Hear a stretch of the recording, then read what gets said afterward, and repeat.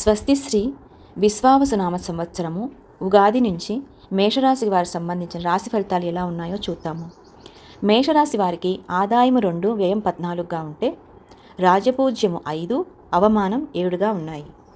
ఈ రాశి వారికి ప్రారంభం లగాయతూ శుభాశుభ మిశ్రమ ఫలితాలుగా ఉంటాయి. రాబడికి మించిన ఖర్చులు అవుతూ ఉంటాయి. రుణాలు చేయటము, స్థిరాస్తులు అమ్మటానికి ప్రయత్నాలు చేయటము జరుగుతాయి.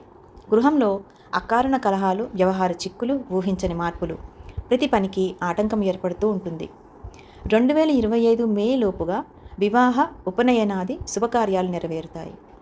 కుటుంబ సభ్యులతో మాట పట్టింపులు, అన్నదమ్ముల మధ్య ఇరుగు పొరుగు వారలతో విరోధాలు, భార్యాబిడ్డలతో సుఖ సౌఖ్యాలు లేకపోవటము, చెప్పుకోలేని బాధలు, మనశ్శాంతి లేకపోవటము జరుగుతాయి.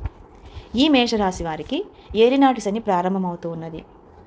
కాబట్టి ఈ రాశివారు ఏలినాటి శనికి శాంతింపజేయటం కోసము శనికి జపము, తైలాభిషేకము, కేతువునకు మంగళవారం పూట ఉలవలు దానం చేయటము, గురుగ్రహాని కోసము ఈశ్వరాభిషేకము, శనగలు దానం చేయటము, ఆంజనేయ స్వామి, వెంకటేశ్వర స్వామి వాళ్ళని పూజించడము, శని స్తోత్రము, కాలభైరవాష్టకము, లింగాష్టకాలు పఠించడము, ఇవి చేయటం ద్వారా ఏలినాటి శని యొక్క దోషము కొంచెమైనా తగ్గే అవకాశాలు ఉంటాయి.